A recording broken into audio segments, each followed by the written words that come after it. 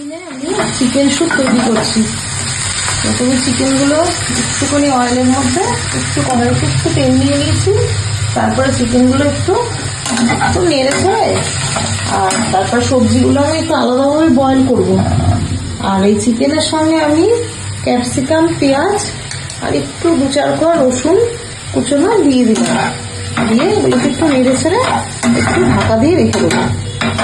আর আর গাজর, বিনস আর বেবিকর্নটা আলাদা একটু আমি বয়েল করে নেব, করে ঢাকা দিয়ে রাখলাম। এবার এর মধ্যে আমি ভাপানো গাজর আর বিনস আর বেবিকর্নটা দিয়ে দিলাম। দিয়ে একটু নেড়ে ছেড়ে একটু সামান্য নুন দিয়ে একটু নেড়ে একটু জল দিয়ে বসিয়ে রাখবো। 10 মিনিটের মতো লাগবে।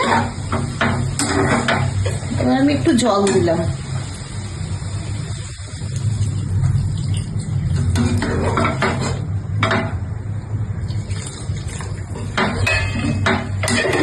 এবার একটু এটা একটু সেদ্ধ হবে।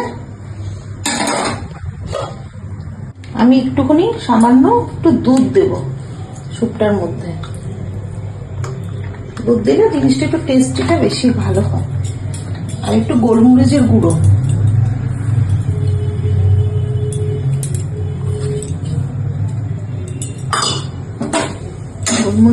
দিলাম।